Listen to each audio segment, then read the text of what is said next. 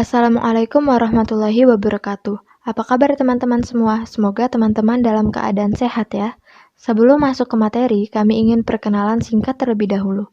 Jadi, kami dari program studi Teknik Informatika, kelas A angkatan 2018, kelompok 8 mata kuliah pemrograman berbasis objek. Nah, pada video ini, kami akan membahas tentang access modifier dan encapsulation. Dimulai dari pembahasan materi access modifier, kemudian materi encapsulation, lalu dilanjutkan dengan demonstrasi program, dan terakhir adalah kesimpulan. Semoga bermanfaat.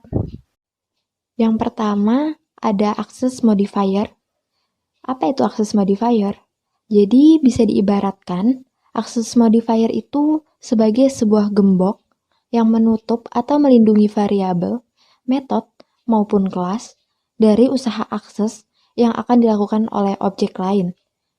Jadi, access modifier itu sebuah hak akses yang diberikan kepada sebuah variabel, metode, atau kelas dengan tujuan untuk menjaga integritas dari data tersebut ketika ingin diakses oleh objek lain. Semua yang ada di dalam kelas seperti atribut dan metode disebut sebagai member. Pada hubungan inheritance, semua member di dalam kelas induk akan bisa diakses oleh kelas anak atau subkelas, kecuali member tersebut diberikan modifier private.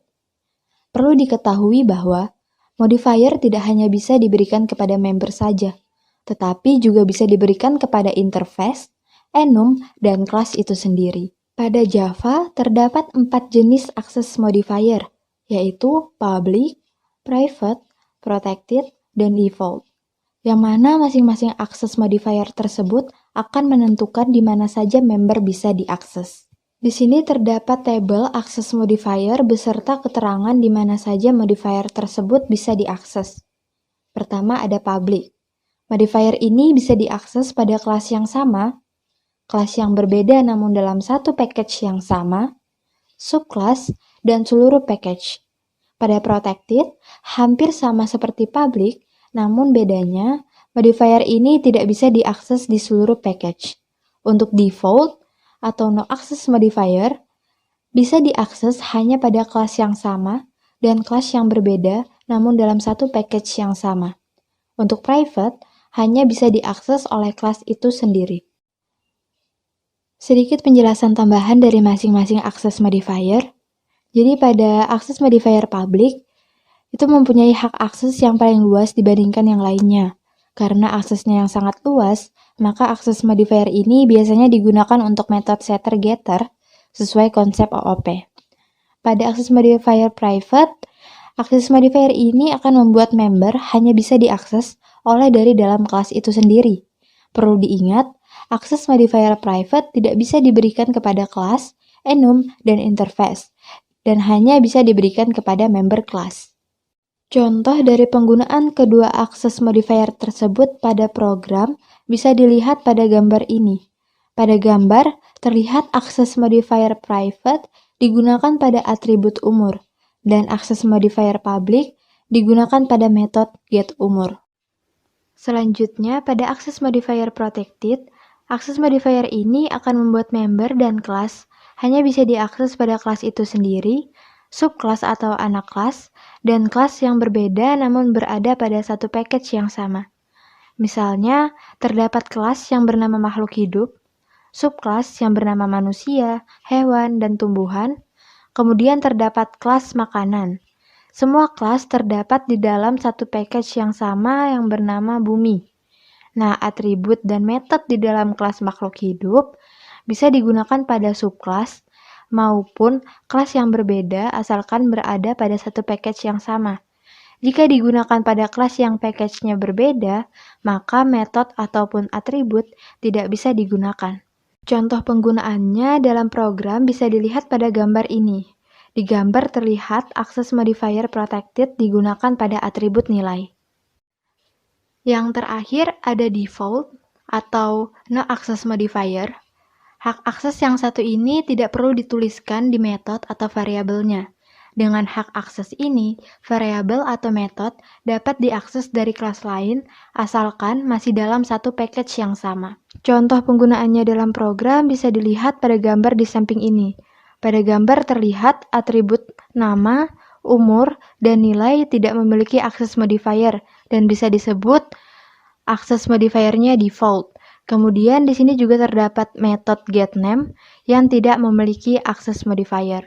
Nah, teman-teman, akses modifier sudah selesai dibahas. Selanjutnya adalah pembahasan tentang encapsulation. Encapsulation diibaratkan sebagai plastik hitam ini yang membungkus barang di dalamnya. Barang tersebut adalah data atau variabel. Data tersebut tidak bisa diakses oleh kelas lain karena dilindungi oleh pembungkus hitam ini. Jadi, encapsulation merupakan salah satu konsep OOP yang memiliki mekanisme untuk membungkus sebuah data atau variabel. Data tersebut tidak bisa diakses oleh kelas lain. Semua data harus diset menjadi private. Kita hanya dapat mengakses data tersebut dengan menggunakan metode public getter dan setter. Contohnya dalam program bisa dilihat pada gambar ini. Pada gambar ini terlihat atribut name dan nama diberikan akses modifier private sebagai encapsulation dan diberikan metode setter dan getter. Hal ini agar atribut yang private ini bisa diakses oleh kelas yang lain. Nah, di gambar ini atribut variabel yang private diakses pada kelas yang lain. Karena adanya metode setter dan getter, maka kelas ini bisa menggunakan variabel yang ada pada kelas mahasiswa. Demikian penjelasan mengenai encapsulation dan juga akses modifier. Selanjutnya demonstrasi contoh program dalam membuat akses modifier dan encapsulation menggunakan NetBeans.